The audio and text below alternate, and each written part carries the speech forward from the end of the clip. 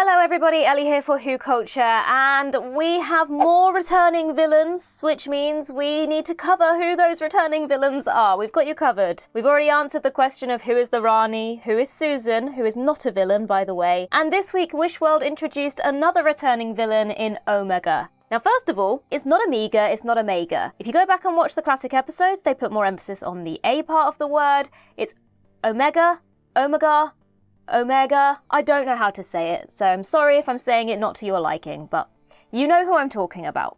Omega. Omega. Omega. Omega. Omega. Omega. So who is Omega? Well, basically, he is one of the founding fathers of Time Lord Society, and he was there on day one when the Time Lords were first created. Now, he was introduced in the 1972/1973 serial The Three Doctors, and then he appeared in the 1983 serial Arc of Infinity, and had a brief cameo in the 2020 episode The Timeless Children. Basically, he's the Time Lord's engineer. So he provided the Time Lords with the ability to travel in time by providing or creating a power source that was big enough to fuel that time travel. But during this process, he basically was caught or lost in a supernova, and he ended up trapped in an antimatter universe. Now, this is where he was encountered by the second and third Doctor in The Three Doctors. But then, still being trapped there, they obviously didn't free him. He went a little bit mad. Unsurprisingly, really, when you think about it, if you're trapped in this antimatter universe. But he went a bit mad and he tried to escape from this universe in Arc of Infinity by stealing a body. But he was then sent back to the antimatter universe by the Fifth Doctor.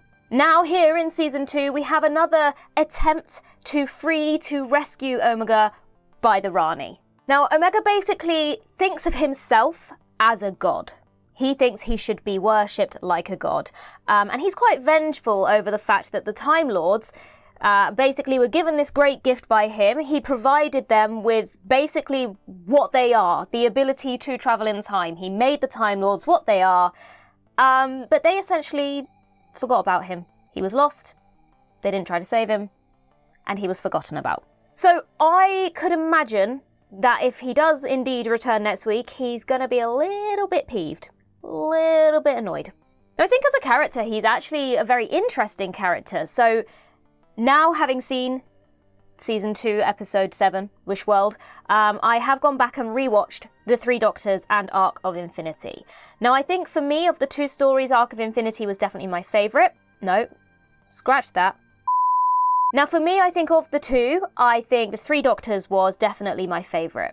The way that Omega was presented in this episode was really interesting. I liked the design of the character. You almost feel a bit sorry for him with regards to the fact that he has kind of been left and forgotten after providing this great thing to the Time Lords. So you can see why he would be quite vengeful, and why he would be a little bit annoyed. He basically exists in this antimatter universe, but he has become nothing. They remove his helmet and he is invisible. He exists only within this world because he wills it to happen. He controls the antimatter in this world that they meet him in. And so he wants to leave, but if he left, then he would no longer be made of antimatter, and so he couldn't exist outside of this world. So he kind of was stuck in this dilemma whereby he wanted to escape but wouldn't exist without the universe within which he lived. So it was quite an interesting storyline. You can certainly see why he would feel vengeful, why he has a little bit of a gripe with the Time Lords. And to be fair, the second and third Doctor did attempt to help him escape, but ultimately did not do that. Then you come to Arc of Infinity. I'll be honest with you, I was slightly distracted the whole time through this episode by how he looked. He looked so good in The Three Doctors with the helmet. I don't know, it was more ominous than this weird buggy creature that we had in Arc of Infinity. And that kind of took over the story for me, and I was just more distracted with how he looked. But again, all he wants to do is escape this horrible world that he lives in. And he didn't start off as a villain, but his circumstances are what pushed him to become this vengeful character. So it would certainly be interesting to see what his attitude is if he is freed. And I guess on the topic of the way that the character looks, then there is the question of, if we do have the return of Omega this week, next week, in the finale, what is he going to look like? I guess if you think about Sutekh also had this masked look in the Pyramids of Mars, but then when he returned last season, he was a fully CGI'd character.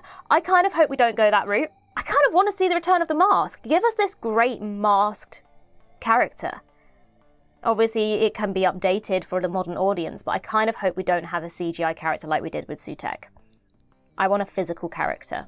Now, something else that was mentioned at the end of Wishworld by the Rani is that Omega is hidden in the Underverse. Now, whether this is a retcon of him being trapped in the antimatter universe, I'm not sure. Maybe it's the same place, it's just been given a different name.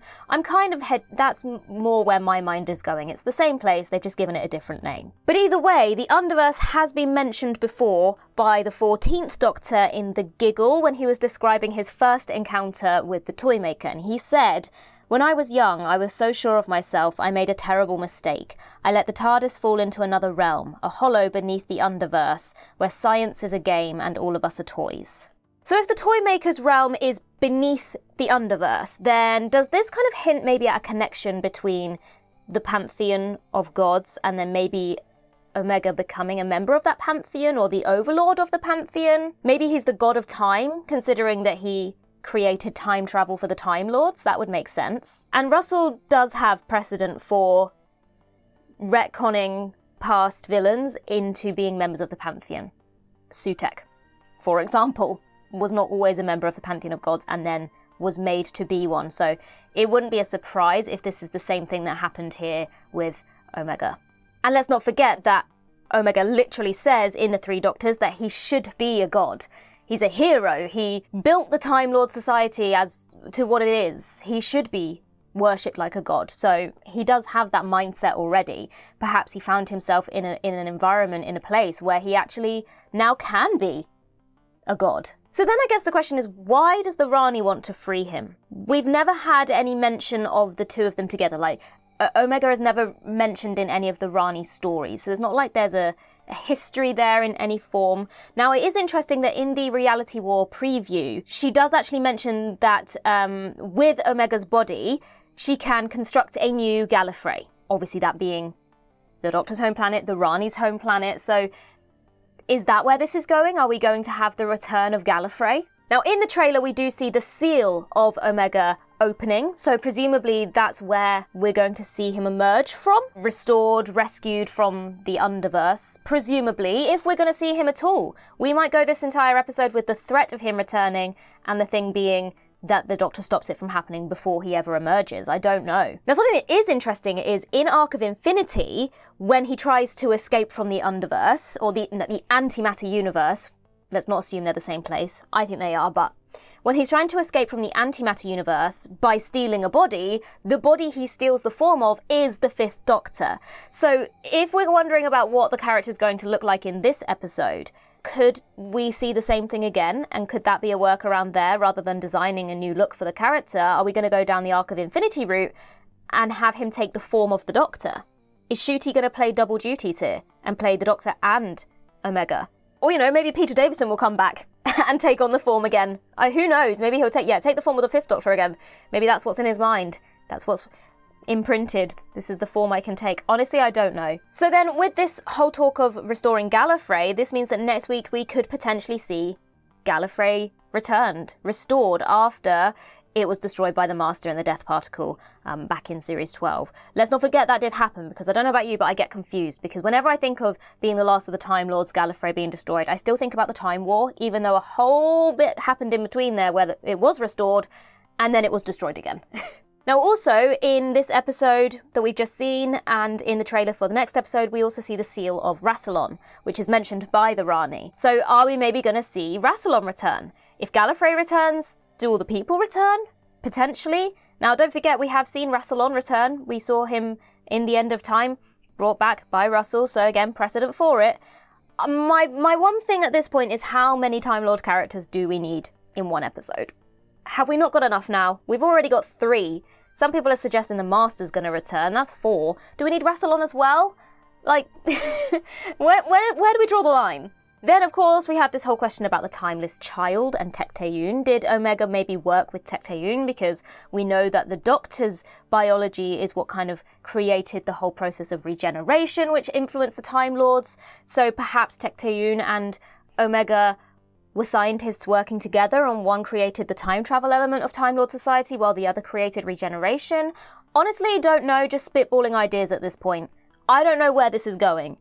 But it is certainly a possibility, because we cannot forget that the Doctor's biology is what formed part of Time Lord society. So it would make sense for those things to connect. I think it probably could be quite interesting if Gallifrey does return. You know, the whole Last of the Time Lords spiel for the Doctor has been the case for the last 20 years of the show. So maybe to have Time Lord society returning could be quite an interesting thing to explore. More interaction between Time Lord characters. One thing I will say about rewatching a lot of classic Who is, obviously this is before the whole Last of the Time Lords, my planet was destroyed situation, and we frequently are returning to Gallifrey. We see Time Lord characters a lot. We see it in the 3 Doctors. Time Lords are making things happen. They're the reason 3 Doctors can be in one place at the same time. So it could be quite an interesting angle to go back to that format of actually being able to frequently return to Gallifrey and explore that in a different way, those relationships. I think a lot of the time now, whenever we see the return of a Time Lord character, or Gallifrey in general, it's always something to do with villains. But they weren't all villains. Some of them were actually there to help. I mean, Arc of Infinity had good Time Lord characters. It had bad ones as well. It also had Colin Baker in it before he was the Doctor. And he was... I'm not quite sure whether we could trust him or not. I'm not entirely sure. But there's a whole array of different Time Lord characters that could be explored. So it might be quite interesting to go back to having frequent visits back to Gallifrey and what that might mean. I don't know, who knows? But it depends if Omega can restore Gallifrey, I guess. But yeah, that's basically all you really need to know about who Omega is. Powerful Time Lord right from the beginning, gave the Time Lords the power for time travel, got lost, kind of got forgotten, very vengeful. If you've got theories about how this story is going to unfold, what this means for the future of Gallifrey, the Time Lords, then do let me know in the comments down below. Obviously, we've got more coverage coming for the final episode. We've got coverage of Wishworld, and all the other episodes of Season 2 as well. But in the meantime, I've been Ellie for WhoCulture, and in the words of Riversong herself, goodbye, sweeties.